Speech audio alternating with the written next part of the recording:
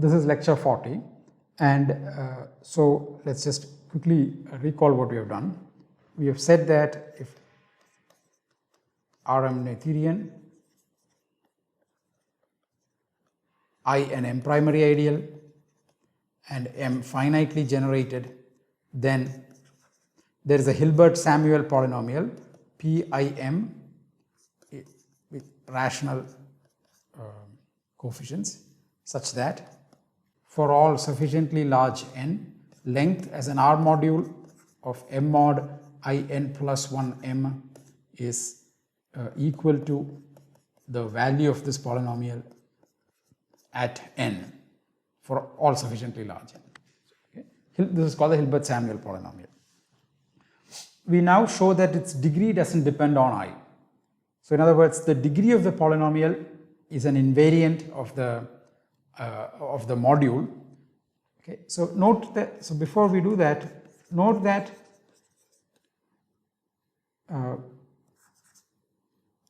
degree of PIM is less than or equal to the minimum number of generators of I. So this is a notation for, often used notation for minimum number of generators, okay, which is well defined because by Nakayama's lemma. So this is in fact equal to rank over R mod M of I mod Mi. Okay. But in any case, it is if you take any generating set, we can get a polynomial ring over R mod I mapping to this. And okay, if you recall, so this PIM was an addition of lengths which were the Hilbert polynomial for the associated graded ring. Associated graded ring was a finitely generated module over these many variables. Therefore, the Hilbert polynomial of the associated graded ring had a degree at most 1 less than this number, and if you add them in successive degrees and then we will get a polynomial whose degree is bounded by above by mu of I. Okay. So this is bounded above by this. But that's so this is just okay. So this is just an observation. But what we need really is the following statement, which is that the degree of PIM does not depend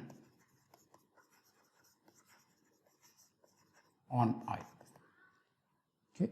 In other words, if I and J are M primary ideals, then PIM and PJM will have the same degree, not necessarily the same leading coefficient. That's a different problem. Okay.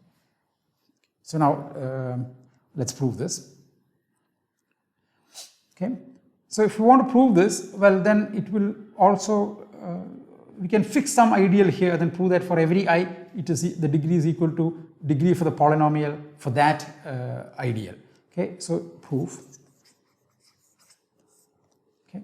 So enough to show that degree of PIM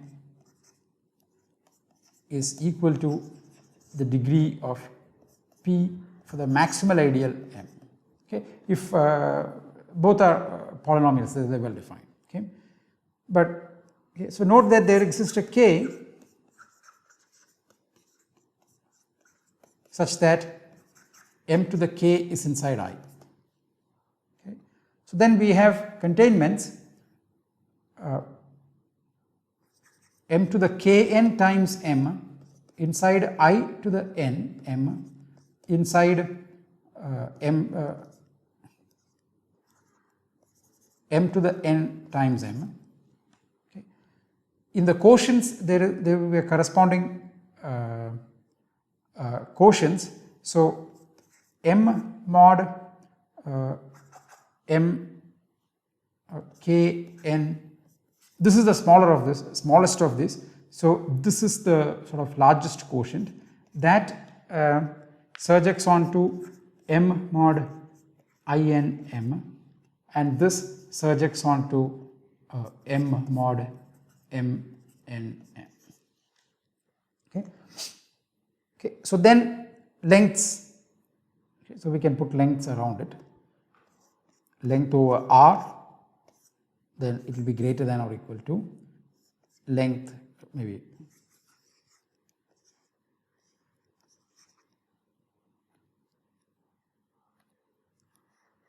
okay. So from that we can get that length of M mod the maximal ideal to the KNM is greater than or equal to length is always over R in this situation of M mod INM, and that is greater than or equal to length of M mod M to the NM. Okay. So this is true for every n. Okay, all of this statement is true for every n. Okay. But if you restrict ourselves just to sufficiently large n, then therefore for all sufficiently large n, P, so now this can be thought of in two different ways. This could be thought of as P of M to the K M evaluated at n,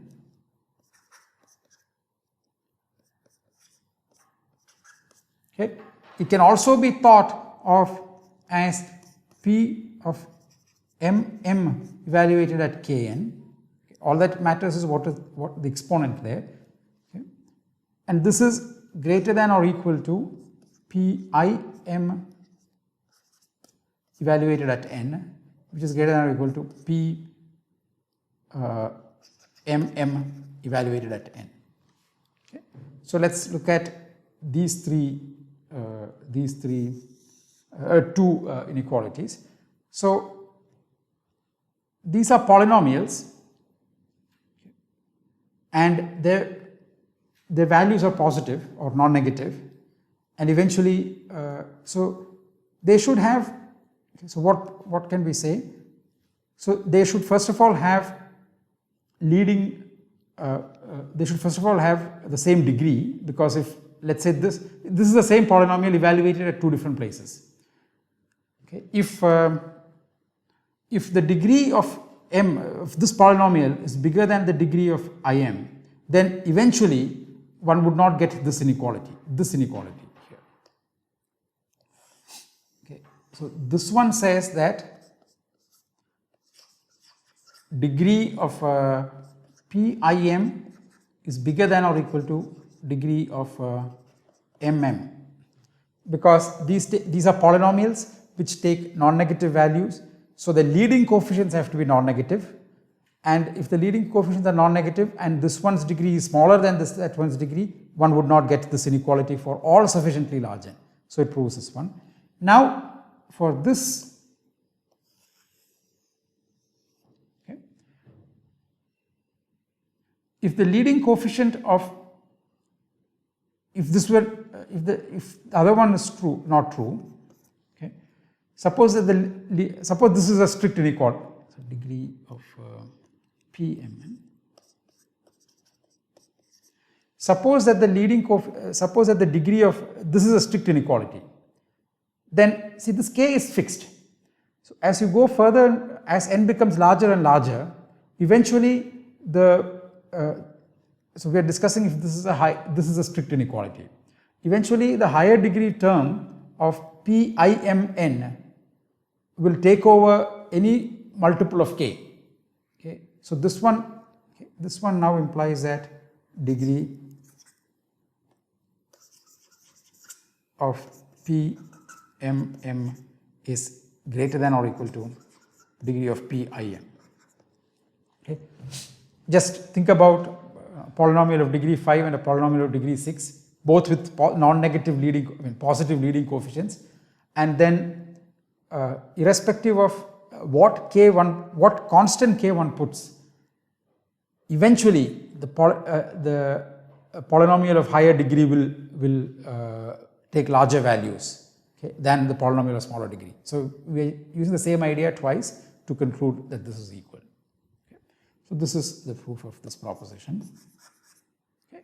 So we need this invariant, so we will notation. Okay.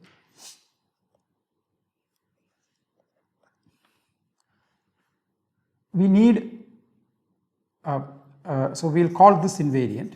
We will denote the common degree of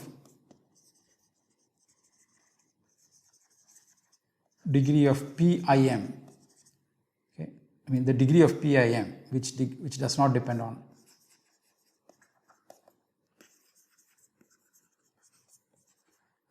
I by delta of M.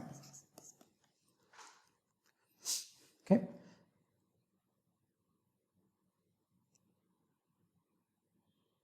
So what we can observe at this point is that delta of M is bounded. It is bounded by, so observation, delta of M is bounded by some number, let's say min mu j such that j is an ideal with radical M. J is an M primary ideal. Okay, so this is a bounded. So whichever take these are non-negative integers.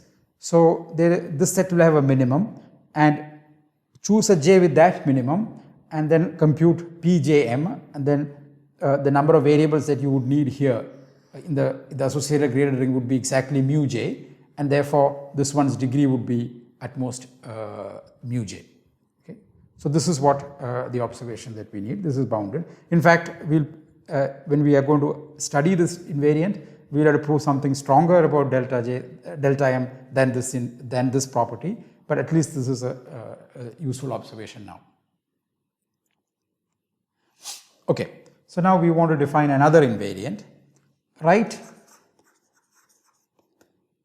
Sm, S of m, okay, for the smallest s such that there exists x1 through xs inside the maximal ideal, okay, such that m mod x1 through xs m has finite length.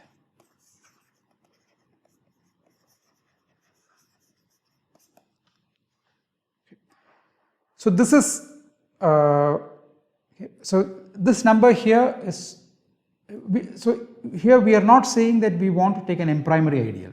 Just take some elements with this property. Clearly, if you take a generating elements that form a generating set for an M primary ideal, this would be true. But it is not necessary. Just any set with this property is enough. Okay, and such a set x1 through xs for the smallest s equals sm. Such a set x1 through xs, okay, with smallest with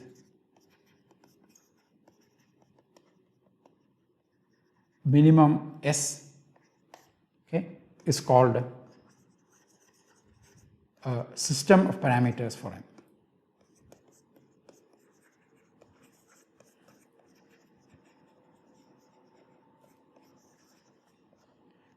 Okay. And after we prove these theorems, we will come back and try to understand these things with examples, what is going on, etc. Okay. Okay. So now we want to prove a result about. So what we want to prove is the following. I will state the theorem again, just a prelude. So what we want to prove is that the two invariants S of M and delta of M are equal. And in fact, they are equal to the Krull dimension of M, which I will define in a minute. Okay. Okay. So first, we want to understand delta of M a little better, and not just delta of M. In a short exact sequence of modules, how does delta behave? So we would like to understand that, and that is typically proved by using a result called Artin Rees Lemma, which has independent applications. So we'll first prove Artin Rees Lemma, then we will prove. Find a relation between delta or the Hilbert-Samuel polynomials in a short exact sequence of modules. We need that information to prove this theorem. We will define this later when we come to the thing. Okay. So this is where we are going. Okay. So this is okay. So now the next now we discuss what is called Artin Rees Lemma. So before okay.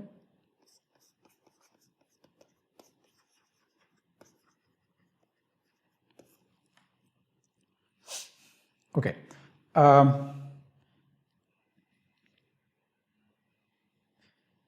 So one of the things that we need to understand in this situation is the following. So we looked at why do we need to work in slightly more generality than what we have done so far.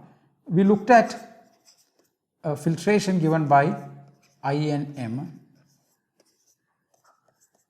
Okay, this is a filtration of M. That is, it's a decreasing filtration, and then we took successive quotients, then we artificially constructed a new module called associated graded module.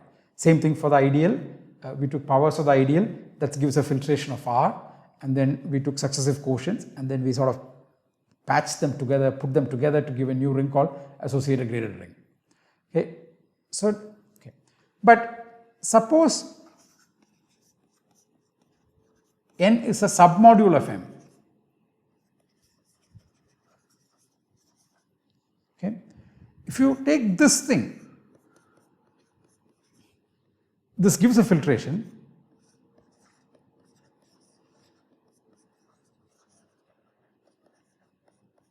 Okay, for sure. But this is not may not be the same as, and in general not,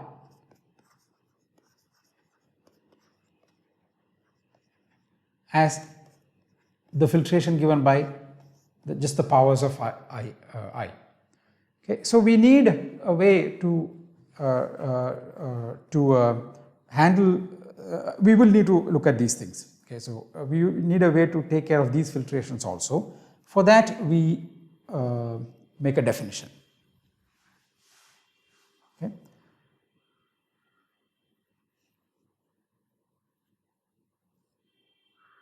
Okay, definition. So I will just define for Noetherian. It is one can probably do it more generality, but any result will prove it only for Noetherian things. So R is Noetherian. Okay, I is an ideal, and M is a finitely generated R module. Okay. Okay. Then it's R module. A filtration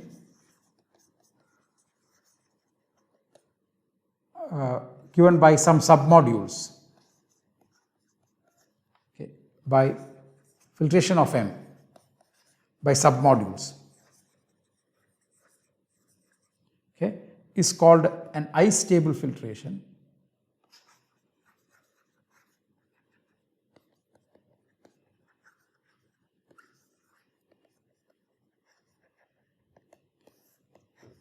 If, first of all, it is stable under multiplication by I times Mn is inside Mn plus 1 for all n, and eventually this is equal.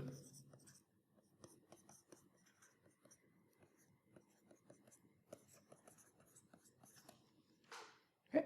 So this is what is called an I-stable filtration. Okay. So for example, the filtration given by powers of M, powers of I is an I-stable filtration, although there are other things that we will worry about. Okay. So now, how will we identify an I-stable filtration? Okay. So here is a lemma, so a proposition. Let R and M be as above, Noetherian finitely generated. Okay, I or everything as above. Okay, and a filtration.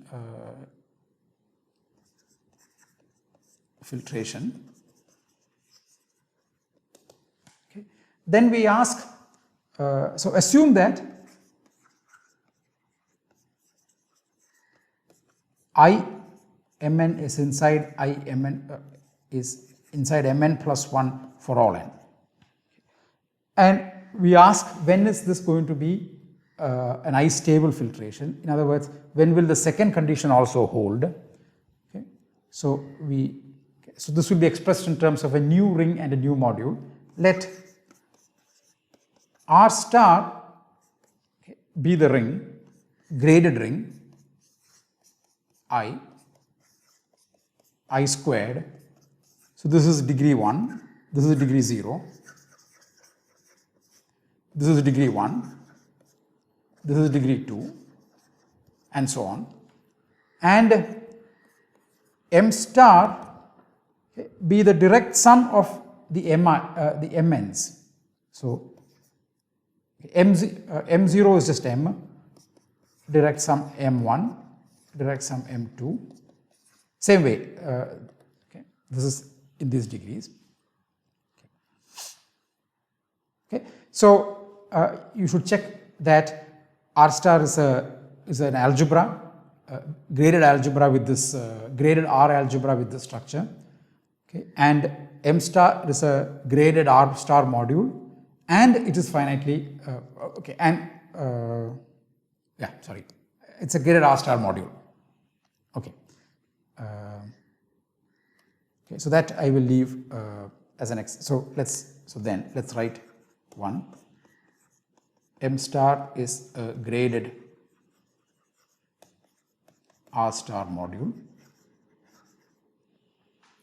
Okay, this is and R star is a graded R algebra. So this you should check. 2. M star is finitely generated over R star if and only if there exists some M and a generating set of M star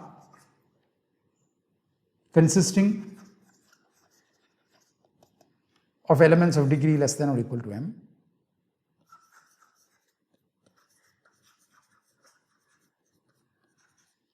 Okay. And 3, well, this is what we are interested in. The filtration is M-stable, I-stable.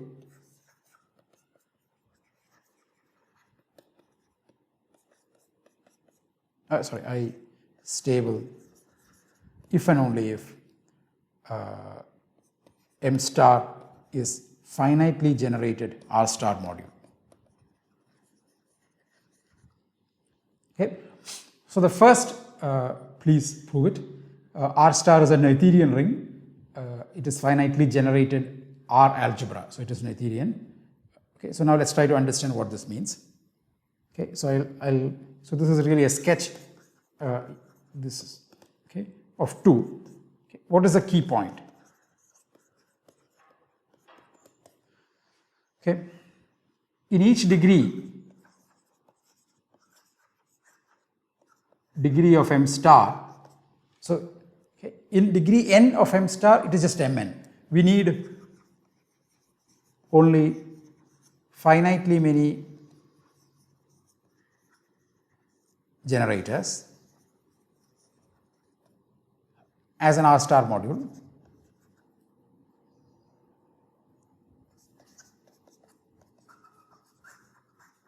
Okay, and how, I mean, what are those finitely many?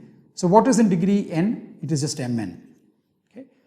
Now, in degree Mn, how do we, why would we need generators in degree n? Well, generators in previous degrees, in lower degrees, are not enough to generate this module. So how will we detect that?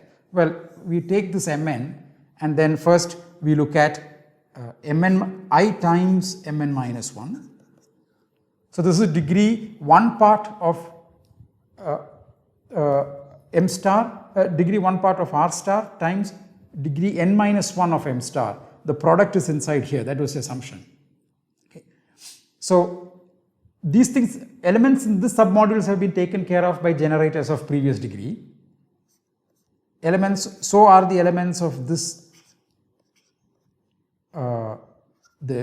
in fact, I to the Mn minus 1 is inside here, so we just need to worry about 1. But I'm just writing this out to get some understanding of what we're doing at this point. Okay, so I n m0, which is just m. Okay, m0 is just m. So let's go over this thing again. when would we need a generator in degree n? So in degree n is Mn. In Mn, we would need a generator if some element of Mn could not have been written by something of previous degree, something in lower degrees times positive degree elements in the ring.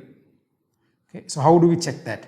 Okay, so this is either immediate previous degree times degree 1 of the ring, which is I, then 2 degrees back in M and 2 degrees and degree 2 of R, and so on. So all of these are submodules of Mn. In fact, you only need to take one, but okay, this is for clarity. So anything that is inside this submodule here has been taken care of by generators in previous degree. Okay, so you just need a generators for this, and for that we just take this module and take. Okay, we need only finitely many generators as an R module. So for that take generators of this module as an R module. Okay. So if M is finitely generated, then of course eventually you would not have anything but on the other hand, if there is if M is finitely generated, then eventually in larger degrees you don't need any generators. Otherwise, all the generators will live in finitely many degrees, and in each degree there will be only finitely many generators. So let's go over this argument again. All the generators will live finitely many degrees, but in each degree you only need finitely many generators. So altogether there are only finitely many generators. Okay, so this is the key point in proving 2, and using 2 one can prove 3 immediately, which is just rewriting what we said here. Okay, so 2 is the key point for proving 3, which is at okay, so 3 okay, use 2. Okay. So this gives us a characterization of I-stable filtrations. So now we want to prove what is called Artin Rees Lemma.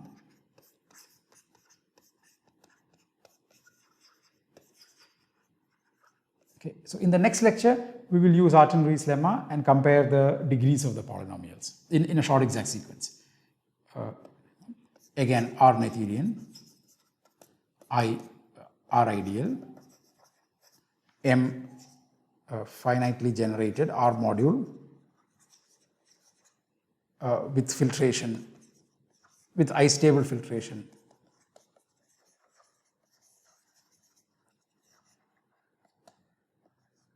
Mn, okay. N inside M submodule, okay.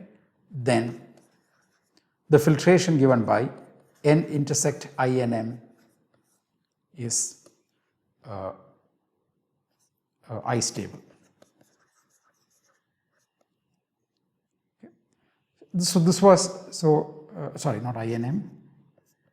Mn is I-stable. So given any I-stable filtration, when you restrict it to intersect it with N, we would get a filtration and it is I-stable. Okay. So proof.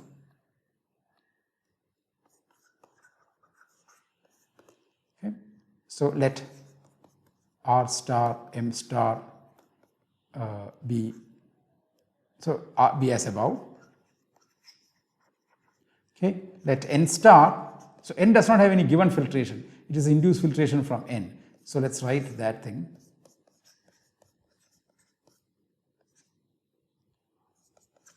Okay. Then M star is finitely generated R star module because it's I-stable filtration. This is Noetherian. Okay. N star is submodule of R star. Okay. Again, not very difficult to check. Okay. Submodule of N star is an R star submodule of of M star. Okay, again, not very difficult to check, which means that N star is a finitely generated R star module, which is what we needed to check. Okay. Okay. So we'll stop here, and in the next lecture we will prove that the degree of the polynomial is how it varies in a short exact sequence of modules, and then we will prove the theorem that some three numbers are the same. What we are going to define: dimension, the full dimension of a module, the invariant delta, and the invariant Sm. So these three are the same. We will prove it in a lecture or two. Okay. And after we prove this, we will prove what is called a Krull principal ideal theorem, and a slight generalization, extension of that to not principal ideals. And that would be the result with which we will go back to the polynomial case and prove that the polynomial ring over a field has dimension equal to the number of variables. So that's where we are going.